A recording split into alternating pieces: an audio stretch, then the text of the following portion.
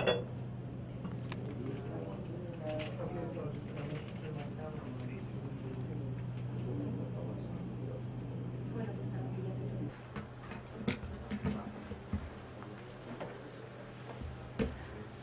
thank you everyone for coming, and may I just remind you that each reporter is allowed only one question. So try to stick to that. Should I start by saying something to all of you? First of all, thank you very much for coming to this briefing. I came to Egypt at the request of several of the interlocutors we have here and elsewhere, because there was a feeling that the European Union might be able to engage with people from different political parties, with those who have the responsibility of trying to move forward. I've met in the course of my time here with a range of different people. Vice President al-Baradei, I met with the Foreign Minister, with the Acting President, with General al-Sisi, with the Noor Party, with the April 6 movement, with the Tamarod, with the FJP. And of course, as you know, I saw Mohamed Morsi last night. So in all of my conversations, we have emphasized a few things. First of all, we are here to help. We are not here to impose. The people of Egypt will determine their own future, and those who are privileged to be in leadership positions have the responsibility to ensure that that happens. But we have some experiences that might be of value, and we can perhaps help to, by having conversations with everyone, to listen and perhaps be able to offer some thoughts.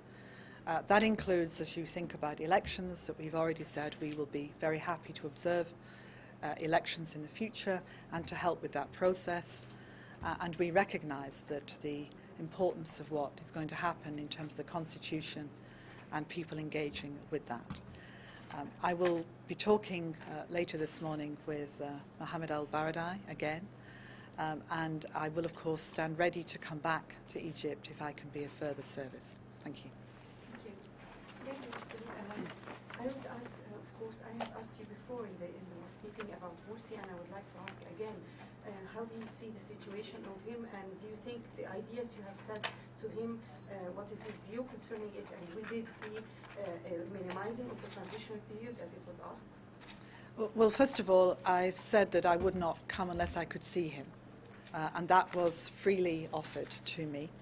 I also told him in my 2-hour conversation that I was not going to represent his views, because in the circumstances he cannot correct me if I do it wrongly.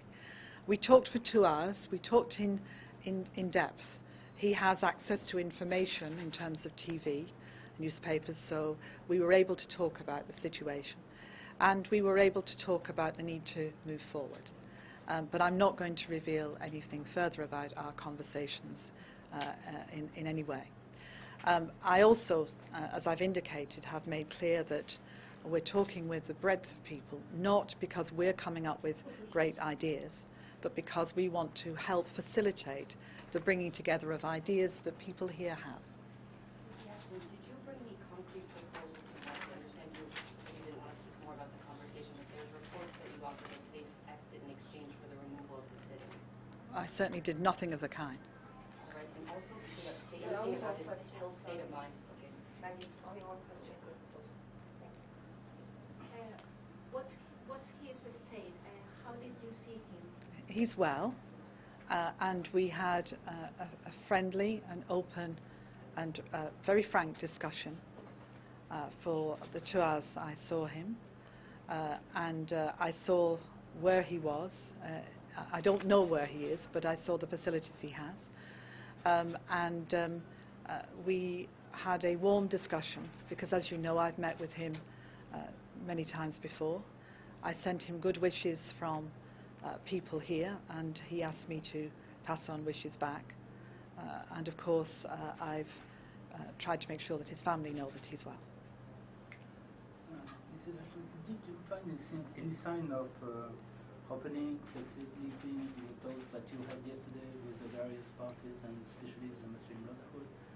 They issued a statement last night, still calling for the return of legitimacy. Do you see any opening on their side? I think all of the people that I've been talking with are absolutely aware that this great country has to move forward and has to do so in an inclusive way. And I've urged everyone to think very carefully about how you include everybody in the process, because it's of enormous importance that what I call building deep democracy continues. Civilian government going forward, elections, if that is what is decided, everyone participating, and building the institutions that will ensure a deeper democracy for the country for the future. And that means having to think about the different positions, different starting points that understandably people have. Yes, of course, no. After you met President Morsi, what's your message to his supporters that are in the streets now? And the second point, do you think that the situation in Egypt nowadays is threatening the peace and international global security, or not yet? They are not yet. I don't want to talk about the idea that what's happening here is somehow or somehow could be solved in any other way than by the people themselves being able to move forward together.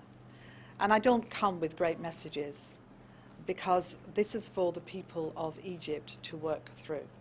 I came because we have relationships with many different groups with whom we can perhaps sit and talk and listen to the elements of how they see a possibility of going forward.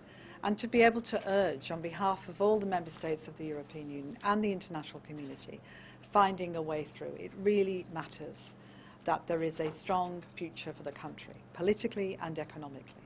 And that's what needs to happen. So in all of the work that I'm doing and the work that we will carry on doing over these coming days, if it's of value, it's of value because it's about trying to help find elements to build some confidence and to be able to go forward. Ms. Ashton, do you feel after making history now with ex-President Mohamed Morsi that he has any inclination to accept the situation after 30 June decisions?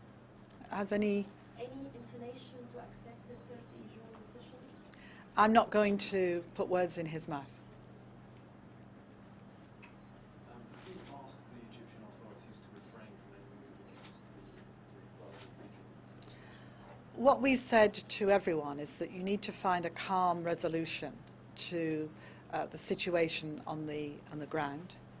That we've been talking to everyone about the squares and what's happening there. You know, we've made it clear that there is no place for violence in this, and that peaceful demonstration is important, but also ensuring that that is done in a proper way, and that the authorities have a huge responsibility to make sure that happens, as they do in every other nation. Did you ask the supporters of the Muslim Brotherhood in your talks with them to end the sit-in or to get off the streets? I'm not here to ask people to do things. I'm here to find out where the common ground might be, the confidence building measures could be that can help everybody move forward. I don't come here to say somebody should do this, somebody should do that. This is your country, this is the Egyptian people's country, and they must decide together how to go forward. But what we know is that sometimes if you're able to have conversations and able to find elements of that, you can perhaps offer a little bit of help, and that's all we're here to do. But I cannot emphasize enough, the solutions are for the Egyptian people. The solutions must be found by those who are in a position to be able to lead from the different aspects of the political spectrum. That's really, really important. Thank you. Thank you. Thanks very much. Thank you. Let's move to the What TV. was that happening there? That's late reporter who's supposed to be here at 11. He's 18. His camera is already here, but we cannot allow. No, okay, that's fine. Thank you. We hope the best. Do you have certain ideas? We hope. Thank you.